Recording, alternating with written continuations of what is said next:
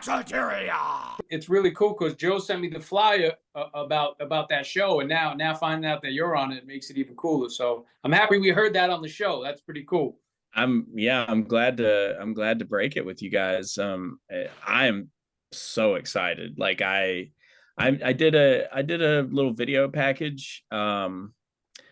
Here, the kind of behind the scenes is my nephew, me and my sister and brother, we all look very similar because we're brothers and sisters, but my nephew looks a lot like me whenever I was a boy.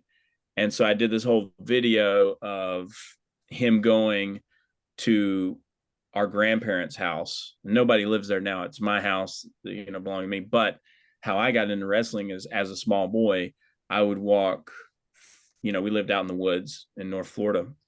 I would walk from my parents' house to my grandparents' house, and we would always, my mom would walk me down there because I was scared and didn't want to go by myself. But as soon as she got down there, she went back home, and I just sat around with my grandparents, and we watched NWA until it finally just kind of went to WCW. And so in that promo package reel, I had my nephew, and he was walking down there, and then all of a sudden it cuts to the very last thing, and you hear the NWA theme from 1987 to 1990, and then he's holding a piece of cheese. And so like I popped myself with that one. Like it was a lot of fun to film. My sister is really artistic, and so she helped me out big time with that. But that's how much it means to me, because the very first wrestling, I know it's a different era, a different iteration of NWA. It's Billy Corgan era. There's a lot of things going on with them. But the very first wrestling I watched as a little kid was NWA. So it really, to me, it means a lot to me, because I didn't plan, and I've told a few podcasts this, not very many, but I planned and did all the training that I went through and everything. I got trained by Jay Lethal in Tampa, and I went through everything, and I was only going to do one match because I wanted to prove it to myself, and I wanted to prove it to my grandparents, like, hey, I actually did this. This is something I've always wanted. I did it for me. I did it for you guys. You're always in my heart, all that kind of gushy stuff.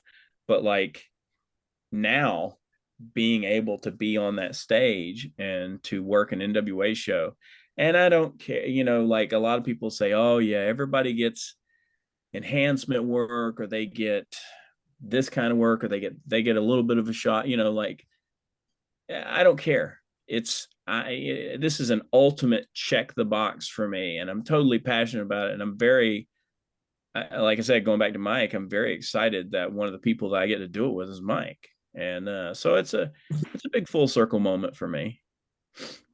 That's awesome. Me and Joe have the highest respect for NWA as an institution, as a governing body, an umbrella organization. Even at the time, it wasn't the most powerful thing when you think about it. It was like a gentleman's agreement. I think it's genius for Billy Corgan to buy it. I know a lot of people thought he was dumb. I know during a pandemic, a lot of the big guys that were over there got signed elsewhere because they slowed down. But you know what? NWA, man, that name. I wanted to ask you, who were the guys that you first watched growing up in NWA? Who were the main guys that, like, the guys that really inspired you to do it? Sting and Dusty Rhodes, and of course Ric Flair. But Sting was, I talk about my grandparents, how I always watched wrestling with them. And my grandfather, he was a coal miner. He was a World War II veteran. He was a badass, he was a good man with a good heart. And he was a mechanic. He was all these different things. But so I looked up to him, full stop.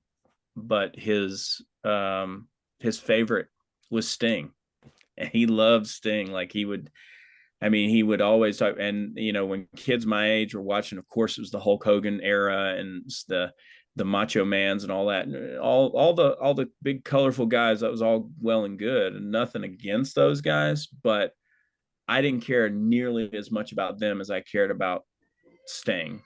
So Sting, it was Hulk Hogan that you would kind of pop in and out, but mainly that NWA, because we would catch that feed from an antenna.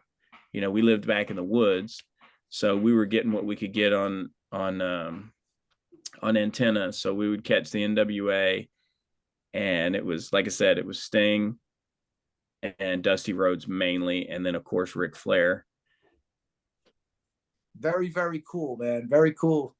And like, to finish it off, what do you have to say to the people who may face you in the ring, or to the wrestling world going forward at this point, man?